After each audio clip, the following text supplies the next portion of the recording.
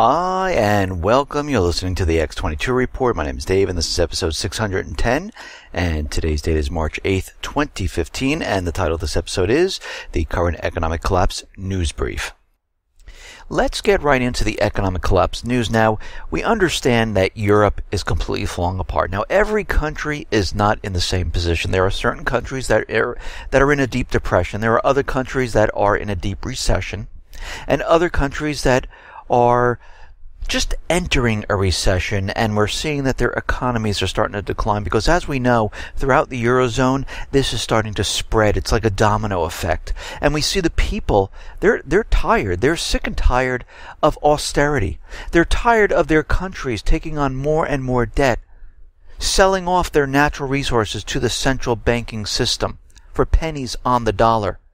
And people are starting to rise up and protest. We see it in France, we see it in Spain, we see it in Greece, in Cyprus, and now in Ireland. The demonstrations there, they have been organized by different groups of anti-austerity. And we can see that they're protesting right now, saying that the RTE's representation is failing the wider Irish populace and has concealed some of the darkest manifestations of austerity to have befallen the Irish state since 2008. They accuse the station of portraying Ireland as a nation in recovery when in reality unemployment remains stubbornly high. Suicide rates are soaring, and families who have bailed out corrupt bankers are being evicted from their homes and forced into the streets. They also warn of political policing in Ireland, whereby anti-austerity activists are being arrested for exercising their democratic right to protest.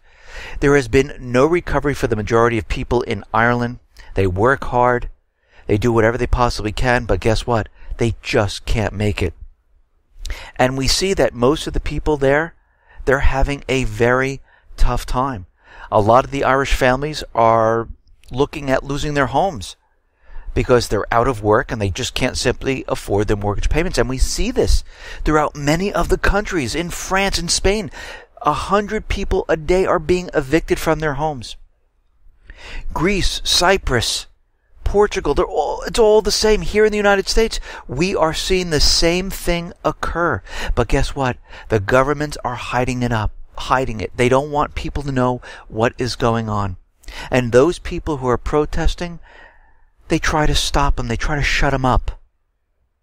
We see in Israel, the people there are tired of Netanyahu pushing war, his lies, and tens of thousands of Israelis are gathering in Tel Aviv, and they're protesting against Netanyahu, saying Israel wants a change. And they have elections coming up on March 17th.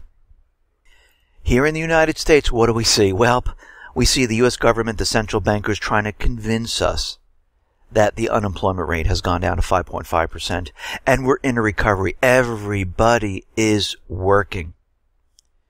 The BLS reported that the labor force participation rate fell, and the number of people not in the labor force rose by 354,000. In other words, the unemployment rate dropped because the labor force shrunk. I mean, think about what they're trying to tell us here. If the economy was really in a recovery, the labor force would be growing, and the labor force participation rate would be rising at this time. The 295,000 claimed new jobs are highly suspect at this time.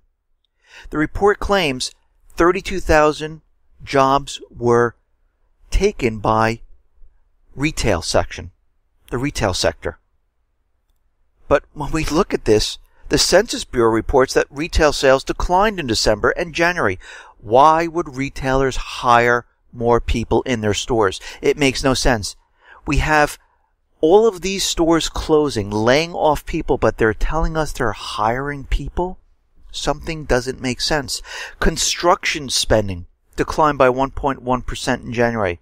But the payroll jobs report says 29,000 construction jobs were added in February?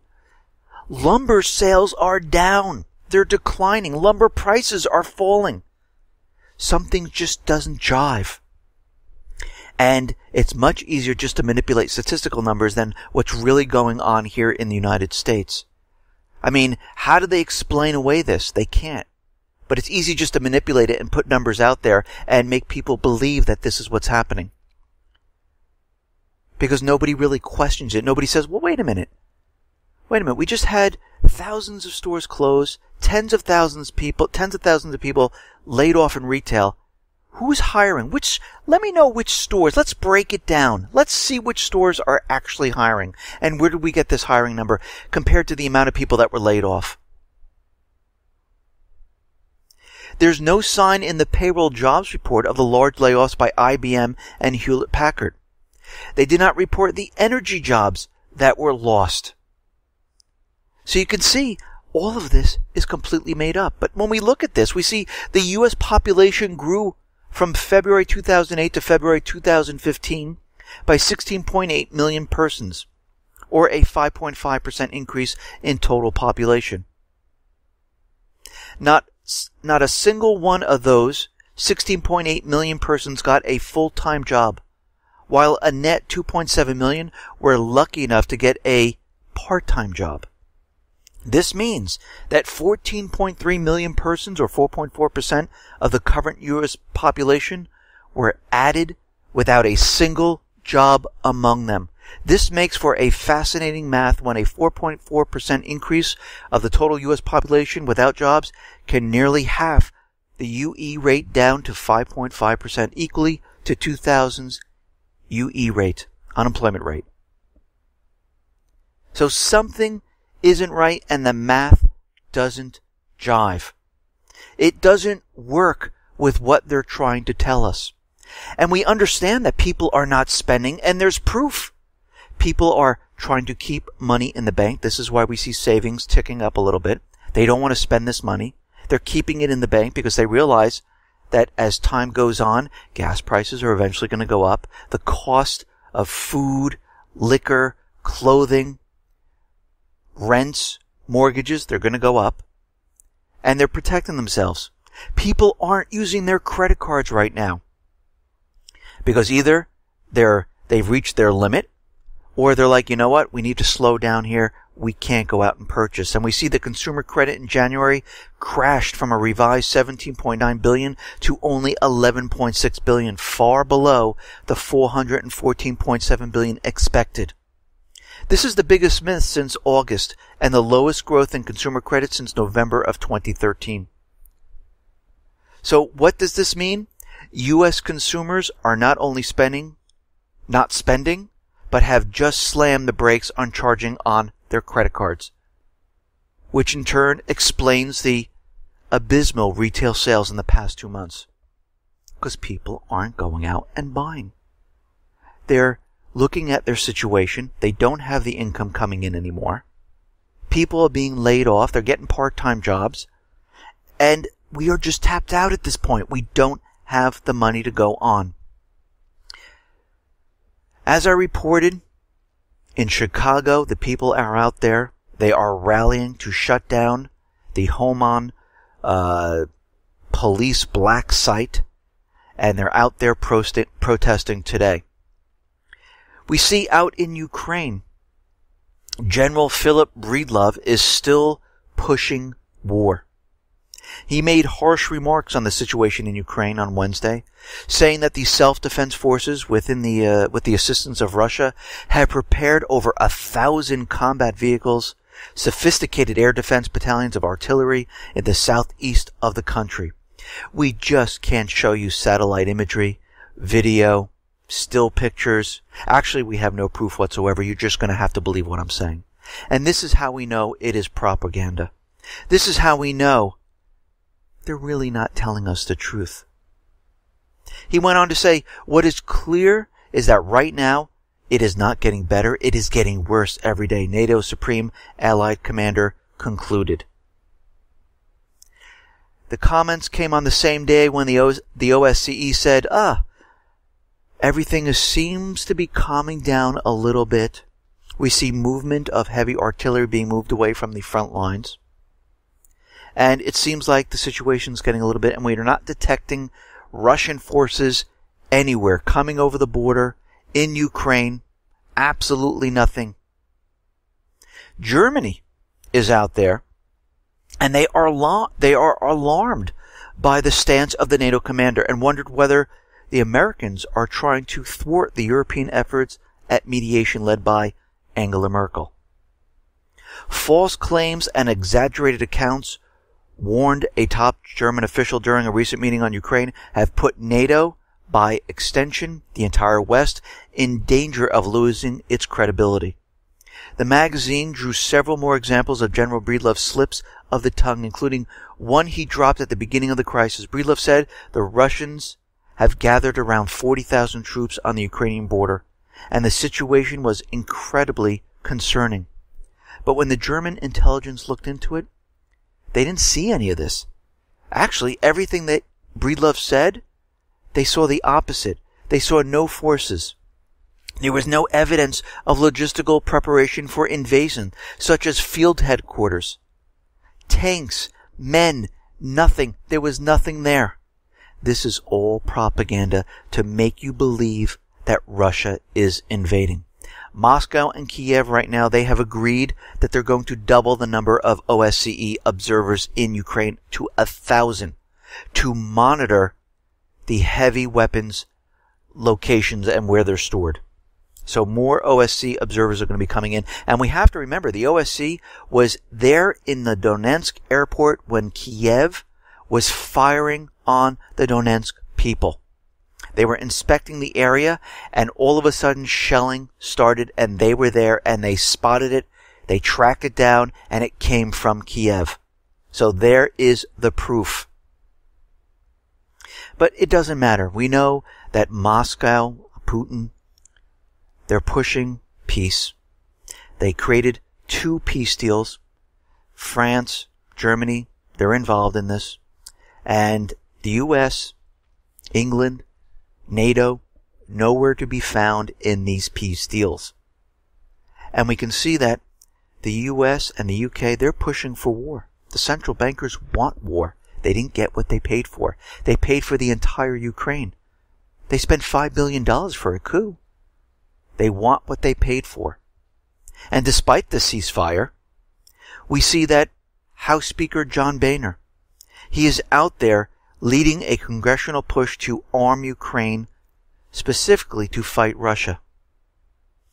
They want the lethal weapons to flow into Ukraine. They believe this is going to help the situation. Yeah, it's going to help in the way where they start the war up, and they believe that they're going to be able to push the southeastern people back into Ukraine and get Crimea back into Ukraine. This is what they are driving towards. And we understand that Poroshenko and a lot of the officials inside of Ukraine have sent their families elsewhere. Yatsenyuk right now has reportedly obtained a Canadian passport because they realize eventually this whole entire thing is going to fall apart. And they want to make sure they are ready to leave at a moment's notice. And we can see they're definitely getting ready. During this time, we see the U.S. Patriot missile system is arriving in Poland at the end of March. They're going to have NATO military exercises. This is the Atlantic Resolve, and they're bringing in about 100 U.S. troops, 30 vehicles. And as we know, every time they have these drills, it just so happens that the military assets, the soldiers, seem to stay there a lot longer than the drills. Because they're put there on purpose to get ready for some type of an offensive, or if needed in a different location. We saw this back in 2013 in August when they had the false flag with Syria. They brought in all these military assets into Jordan. They left them there. That was brought in June and July. And then all of a sudden, August, September, we had this false flag event where the U.S. was ready to invade Syria. But again, who stepped in for peace? Who stepped in for peace in Ukraine now twice? Minsk 1, Minsk 2, Putin. If you notice, the U.S., UK, the central bankers never talk about peace. They never bring it up. They never present it. They never sit down with the people and say, let's have a dialogue. Nothing. Their first order of business is war. What's very interesting is that Poland who's very scared of Russia, wants to have talks with Russia about maybe removing the food ban of the food export ban to Russia. Because what's happening is this food is rotting in the countries. They're losing billions and billions of dollars. And their economies are getting worse, and they know this. And it's amazing because Poland was out there saying we're afraid of Russia. We need NATO in here. We need a NATO base. We need NATO headquarters. We need everything. We need the missile system. We need to protect it. But as soon as their economy starts to hurt and they have all this food piling up, and it can't go anywhere, now they want to open up talks with Russia.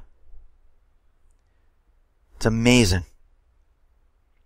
Out in the Middle East, we understand the situation in Libya is getting worse. And like I said, they are doing everything they possibly can to stop the export of oil in Libya because it's no longer the government, the central bank that's selling the oil using the US dollar. It is the people. And they're trying to stop it. How are they trying to stop this? Well, they had the Islamic State or certain agents go in and set fire to many of the oil fields to stop the production. Right now, what they're trying to do is create a blockade in Libya. It's going to be a naval blockade. The move could help to control oil exports. And what they want to do right now, and they can do it right away, and this is coming from the EU, the central bankers, the US, they can come out and they can guard the seas off the coast of Libya and stop any oil that's trying to be sold not using the US dollar. They're doing whatever they possibly can because they know they're eventually going to have to go into this country. The situation is not getting better. Yes, they're trying political talks. They're trying to get Russia involved to negotiate peace. And we'll have to see how this whole entire situation works out. But eventually, when things break down, they will be going in. We see they're adding more sanctions against the Islamic State, which are absolutely meaningless. And at the same time they did this, they added sanctions against Assad's regime. Very interesting how they lumped the two together. We see in Iraq, the Iraqis are becoming more and more suspicious. Iraqi counterterrorism forces arrested 4 foreign military advisors from the United States and Israel who were aiding the Islamic State. And we know from the UN reports, Israel and the Golan Heights, they supply aid to the Free Syrian Army and the Islamic State. We understand that the U.S. funds the Islamic State through drug money in Afghanistan, and it is a proxy army for the U.S., UK, Israel, and other nations. 3 of the arrested military advisors are dual citizens of the United States and Israel, while the 4th advisor is from the Persian Gulf country. Their arrests were made during the operation codename the Sting of Scorpion. And we can see right now that Iraqis now have been shooting down planes, which were U.S., UK, and they're becoming very suspicious. Why is the United States and the UK funding the Islamic State? Why are they dropping off aid, weapons, money? And we see that Boko Haram down in Africa is another terrorist group controlled by the United States government, central bankers, UK, and other nations. And Boko Haram right now just announced allegiance to the Islamic State. And I said this in my past reports, pretty soon Boko Haram, Al-Qaeda, who also pledge allegiance to the Islamic State, it's going to be one gigantic operation. It will be the Islamic State. And we see the authorization of war is just sitting there, waiting to be voted on. Because wherever the Islamic State is, that's where the United States government wants to go or needs to get back into. Listen, everyone, thanks a lot for listening. Be well, be safe, and especially be prepared. Thanks a lot.